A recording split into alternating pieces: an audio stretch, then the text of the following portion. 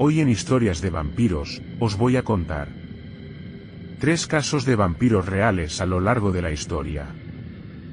Durante los años 1700, la histeria masiva a causa de los vampiros invadió Europa. Muchos estaban temerosos de que los vampiros despertaran de sus tumbas para alimentarse de ello y de sus seres queridos. Primera. En 1725, en la villa de Kislev en Serbia, un granjero llamado Peter murió. Pero durante los 3 días siguientes no estuvo del todo fallecido, pues Peter regresaba de la tumba y se presentó delante de su hijo pidiéndole comida. Al ver esto, su hijo lo alimentó. Pero la noche siguiente, cuando Peter regresó pidiendo más, el hijo se rehusó a alimentarlo. A la mañana siguiente, Peter se fue.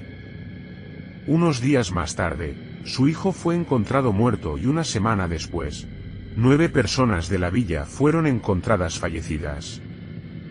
Estas personas se quejaron de cansancio y parecían tener una gran pérdida de sangre. Pero si esto no era lo suficientemente sospechoso, todos dijeron recordar haber sido visitados por Peter, altamente alarmados por estos eventos.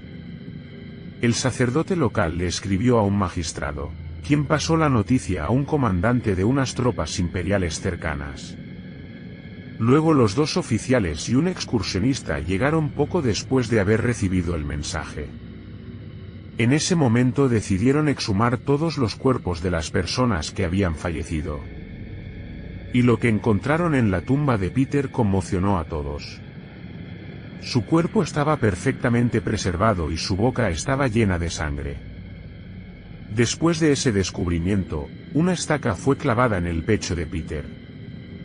Seguidamente procedieron a quemar el cuerpo hasta volverlo cenizas. Luego continuaron con los cuerpos de las víctimas de Peter, las cuales fueron enterradas de nuevo, pero esta vez con las medidas de seguridad adecuadas, como por ejemplo ubicar ajo sobre cada uno de ellos. Si te está gustando el vídeo, suscríbete y dale like para poder hacer más contenido como este. Gracias. Segunda. Esta historia comienza con un pastor llamado Michael Dataflo, quien después de su fallecimiento continuó regresando al pueblo el denominado vampiro Mislata. Recorría las calles mientras nombraba a aquellos que reconocía a su paso. En ese momento, las autoridades sintieron la necesidad de sacar a la amenaza del lugar, por lo que decidieron exhumar el cuerpo del supuesto vampiro y clavarle una estaca en el corazón. Sin embargo, eso ni siquiera acabó con el problema y el vampiro continuó regresando con un aspecto horripilante, aterrorizando varias villas. Ante la burla y los ataques de las personas, el vampiro se reía y ahora, ante la desesperación de los lugareños, se decidió dar el cuerpo del vampiro a un ejecutor, quien lo cubrió de serpientes de espina blanca. Una vez que terminó, quemó el cuerpo del vampiro hasta volverse cenizas mientras las llamas consumían su cuerpo. Se dice que se podían escuchar los lamentos desde lejos. Tercera.